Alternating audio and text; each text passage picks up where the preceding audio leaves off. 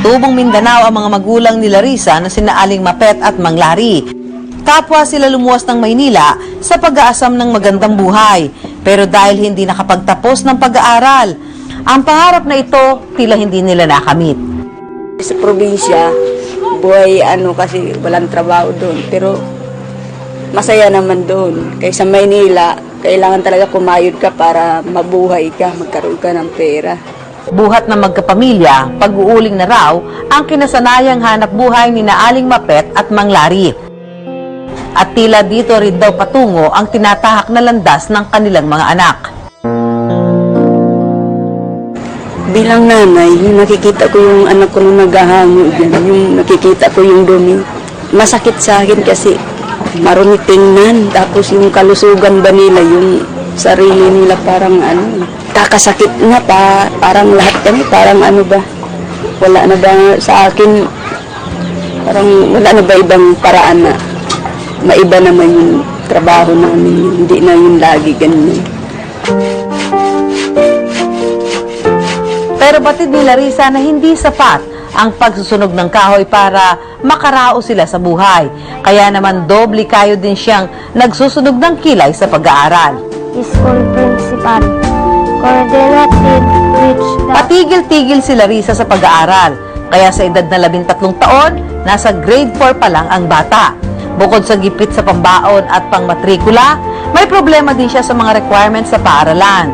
Dahil isinilang ang magkakapatid sa pamamagitan ng hilot, wala silang mga birth certificate. Hindi po namin makuha yung birth certificate kasi po hindi po namin mahanap yung nagpanganak sa akin.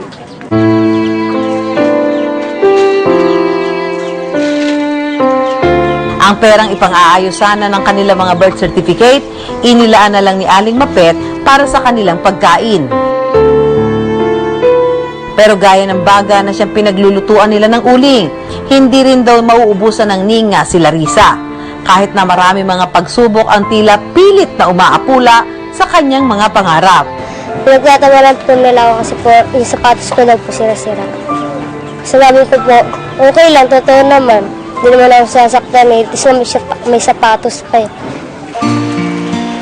Kaya naman bukod sa pag-uuling, nangungulekta rin si Larissa at ang kanyang kapatid ng mga pako mula sa mga nasunog na kahoy.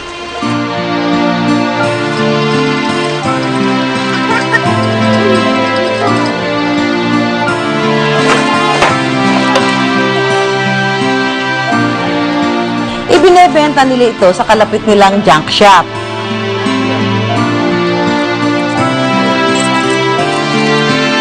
Magkano yung nabenta niyo? 18 po. Ilang kilo yun? 3. Ang kinitang pera agad na inihulog ni Larissa sa kanyang alkansya na gawa sa lumang bote ng mineral water. Nag-iipon pa ako ng pera para po madagdagan yung notebook ko kasi po kulang pa po yung notebook ko, 4 pa lang po. Tapos, para po madagdagan din po yung pagsusulatan ko. Alam po na notebook ang kailangan. Kasi po 4 na po yung nandito. Sa kanilang magkakapatid, si Larissa lang ang may medalya na nakuha niya noong siya ay grade 2 bilang most behaved na estudyante.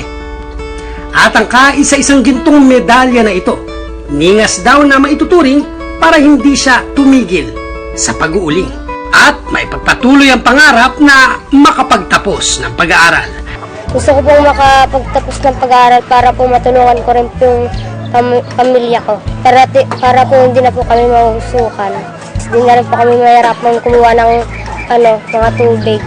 Tapos hindi na rin po kami mahirapan paglipat-lipat ng bahay. Gusto ko po paglaki ko maging teacher para po yung ibang batang hindi nakakabasa para po maturuan ko pa po. Pero mukhang matatagalan pa raw bago makabalik sa eskwela si Larissa dahil nga kulang pa sila sa kahoy na uulingin. Kailangan pa niyang maghintay ng ilang araw bago mabili ang mga gamit niya sa paaralan. Ang lumbay na nararamdaman ni Larissa, itinaraan na lang niya sa pagguhit gamit mismo ang uling. Sa mismong kwartong ito, binubuhos niya ang mga pangarap sa buhay. Mga pangarap na hindi basta-basta mabubura.